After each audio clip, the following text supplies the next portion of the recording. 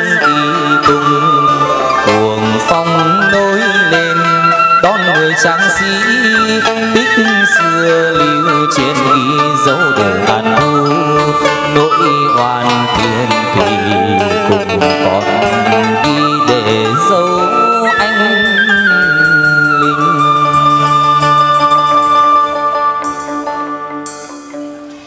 Có hay đâu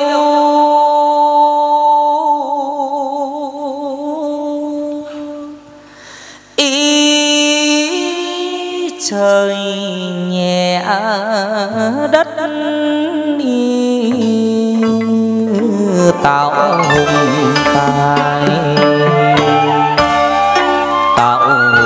tài còn thất uy thanh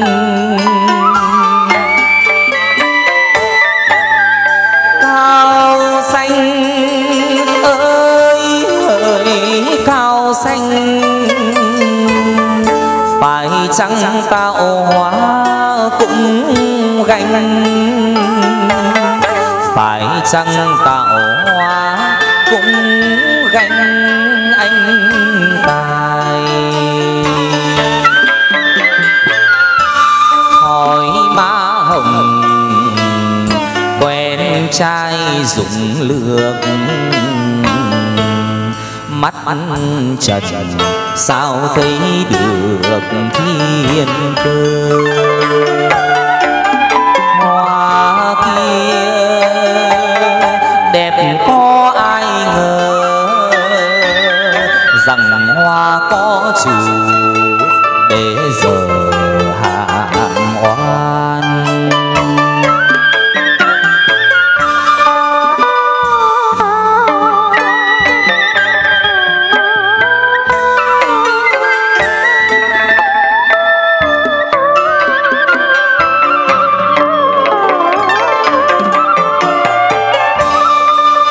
Cung điện triều đình tra xét hỏi tước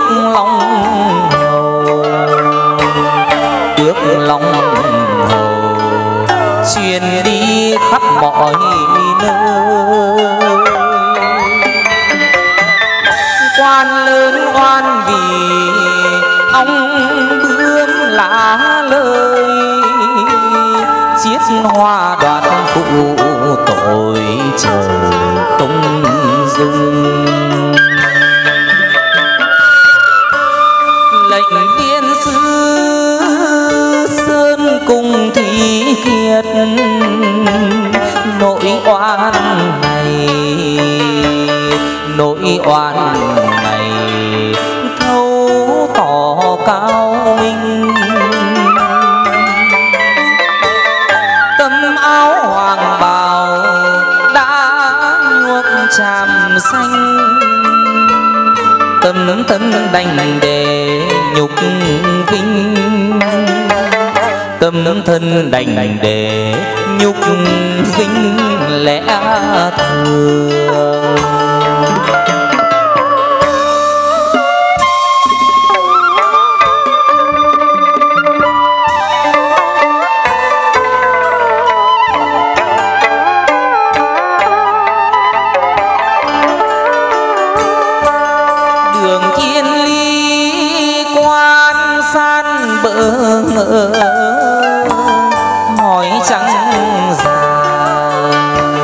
Hỏi chẳng già thấu tỏ cho chăng quan lớn hỏi mây hỏi gió hỏi trời hỏi vầng nguyệt lão trêu người bởi vì đâu này có cây ơi sao mưa dầu nắng dại vẫn vươn mình há ngại phong ba này có cây ơi có thấu tỏ lòng ta sơn cùng cùng thủy kiệt sương xa, sơn cùng thủy kiệt sương xa lạnh lùng.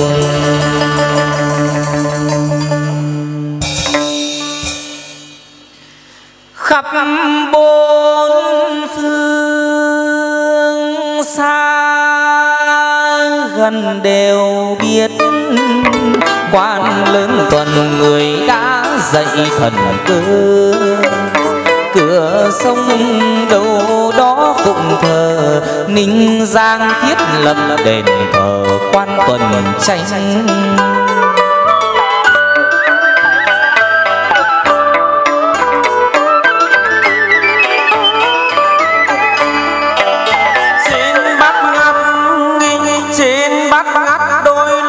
Trầu phục nốt tang đầu cuồn khúc trầu lân dần đi phượng múa đôi bên đi, quan tuần chắc dáng ngự lên sập công đồng đồng.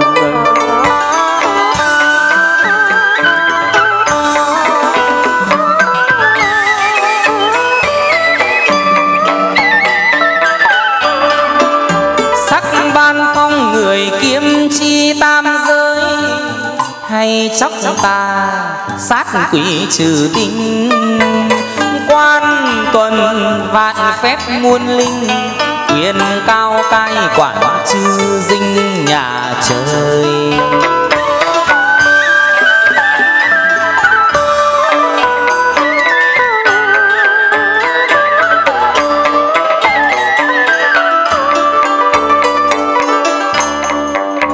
Ngưỡng đồng ai mình quyền bóng quý, nương ngoài trời thủy khi đoan trang. Quan lớn tuần người hiền hách, ai đang ra tay tế độ trần gian con được nhờ.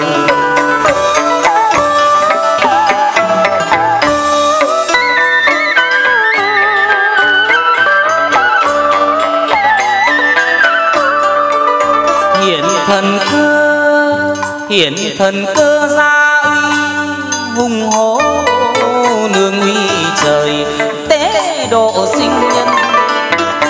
Đùng đùng nổi trận phong vân, ngự đồng ban phép cứu dân quan trừ tà.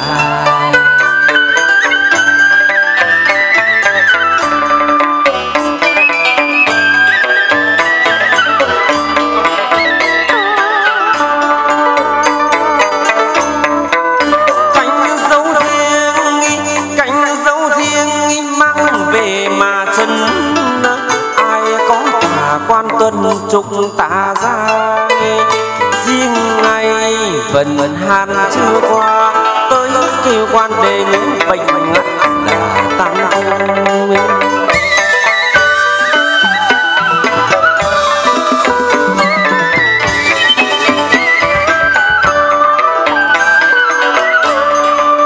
tiếng nước danh tung hoành dũng lược, cánh non bồng nước nhược bồng lai. Khi chơi bạn chúc bạn mai, bạn loan tiếc ngọc xuông vầy sướng ta.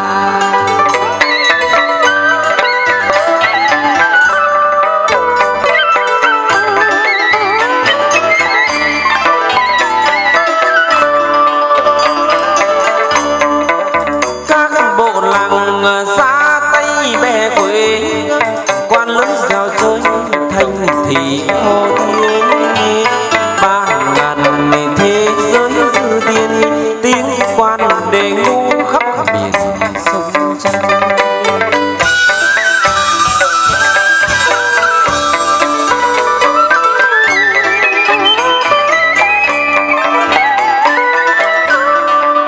Khi người ra thổi gió thét mây, phép ông ứng hiện đổ cây tóc nhà.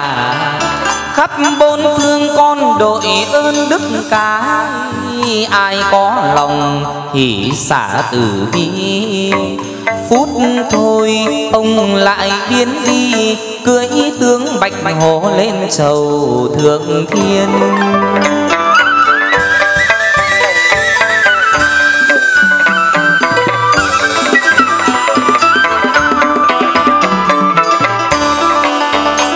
cầm quyền còn đương cha số, hay ông về đổi số cho ai?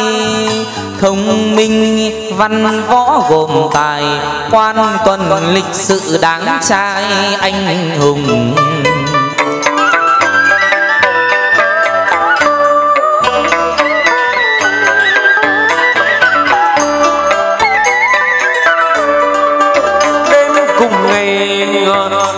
Cùng ngày giữ đạo thủy cung, đôi lệnh cứu trùng người tế độ muôn dân.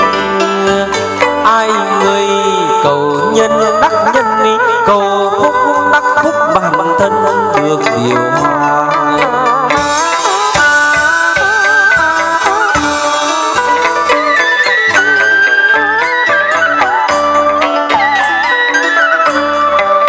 Ông kiêm chi tam giới các tòa, nay về giá ngự sướng ca điện tiền.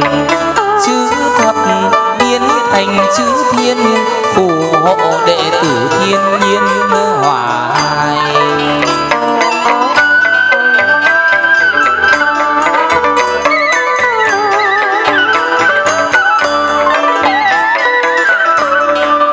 Nay con nguyện tích dương công đức, cúi xin ông nhỏ phước hà sa. Xin ông mở lượng hải hà, độ cho non nước nhà nhà được hưng long.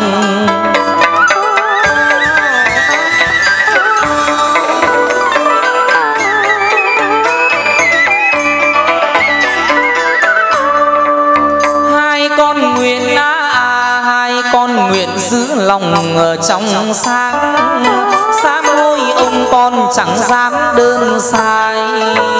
Xin ông hạ bút hoa khai, cho dân Nam Việt biến tại vì tường.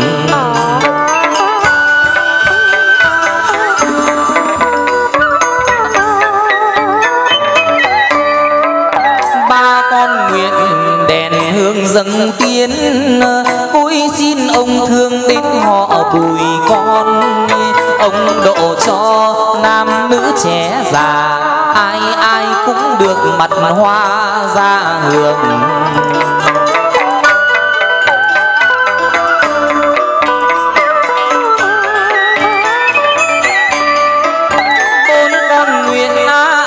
Bốn con nguyện một lòng chỉ kính, thiết lễ nghi chẳng sánh với ai.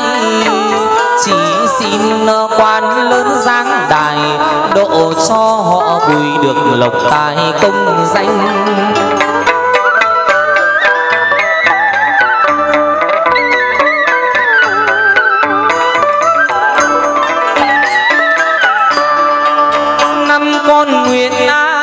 Năm con nguyện trung thành tứ phủ, trước hội đồng văn vũ bá quan.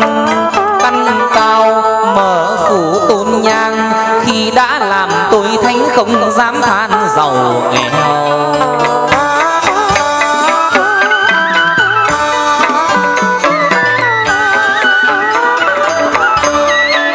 Sáu con nguyện tu theo tiên giáo, quan khai cho học đạo được linh. Khai cho họ Bùi trí thông minh, khai cho song nhẫn được tinh được tường.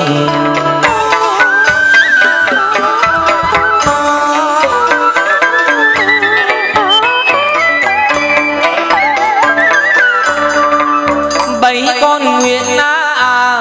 con nguyện nghinh thừa tập phúc, tích thiền duyên nơi cõi tục lầm than. Xin quan nhỏ phước thiên nhan, độ cho họ Bùi được bình an tháng ngày.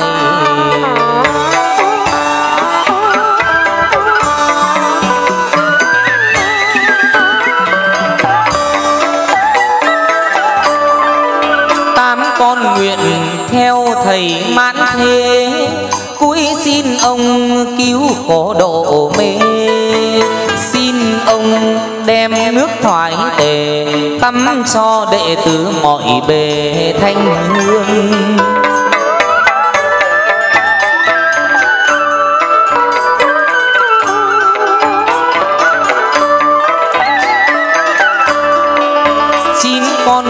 trăm tông đường tổ miêu, bái quan về khai chiếu căn duyên, cho bà cô ông mãnh hậu tiên hiền, thoát đường trần tục được lên trang đài.